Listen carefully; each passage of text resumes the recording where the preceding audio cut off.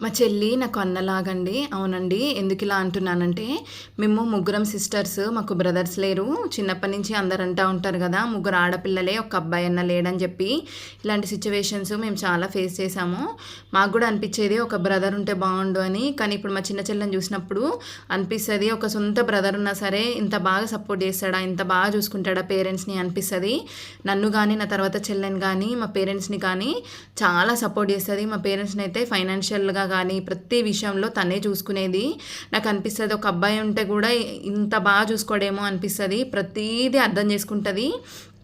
నన్ను కానీ, నా తర్వాత చెల్లెల్ని కానీ చాలా బాగా చూసుకుంటది. చాలా సపోర్ట్ చేస్తది కూడా. మా పిల్లల్ని కూడా తన సొంత పిల్లల్లాగా ట్రీట్ చేస్తదండి. తను చాలా కష్టపడి మంచి పొజిషన్‌లో సెట్ అయింది. తను చూసినప్పుడల్లా చాలా మోటివేటెడ్‌గా అనిపిస్తది. ఏదో ఒకటి సాధించాలనిపిస్తది నన్ను తను చూసినప్పుడల్లా.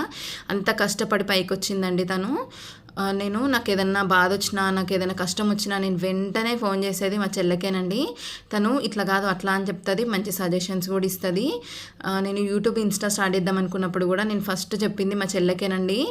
తను కూడా చాలా మోటివేట్ చేసి చాలా సపోర్ట్ చేసింది. ఏం కాదు చెయ్యు అని చెప్పి. అట్లుంటది మరి మా చెల్లెతోటి. మా పిల్లని కూడా సొంత పిల్లల్లాగా ట్రీట్ చేస్తది. మాకు రేపు రక్షాబంధన్ కదా! తనని చూసినప్పుడల్లా బ్రదర్ లేడన్న ఫీలింగ్ ఎప్పుడు రాదు నాకును, నా తర్వాత చెల్లెకి. ఇలాంటి సిస్టర్ ఎవరికైనా ఉంటే ఒక్కసారి కామెంట్ చేసి చెప్పండి.